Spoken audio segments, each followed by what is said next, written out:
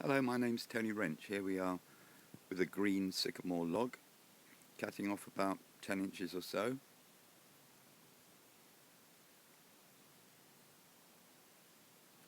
Cleaving it with my giant meat cleaver there into two equal halves. I'll use one of these halves now. It's green sycamore this, it was cut about a month ago. Taking the corners off, then taking the top of the rim off to make it more slightly circular.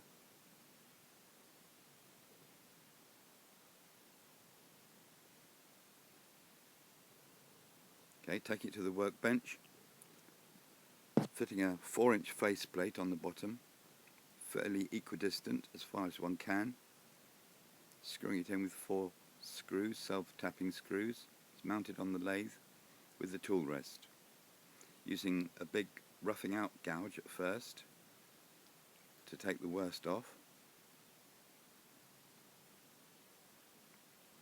Then I use a 1/2-inch gouge, bowl gouge, to get a good flat bottom to it, because we'll be mounting the faceplate on that. Now increasingly taking more off, going right down to the rim, getting a reasonable curve on it.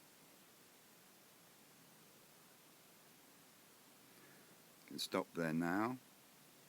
You can see a bit of bark still on one corner, so I can get rid of that by changing where the bottom faceplate will go. Taking the faceplate off, putting the bottom one on, adjusting it a bit to allow for that bit of bark that still needs removing on the bottom side there. Back we go on the lathe. I think I'll use the bottom 4 of these tools. I've used the big one.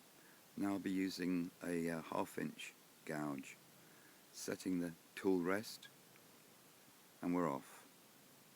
Go from the bottom, allowing a 1/4-inch resting place at the bottom there. Say resting place, it's kind of flange, isn't it? Sharpening the tool. Here we go again. Want a good even curve.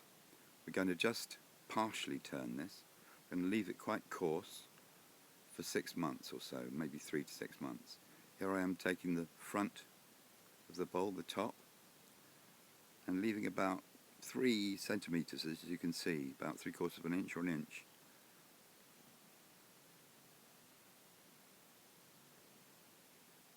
Here we're going down quite a way using the 1/2-inch gouge.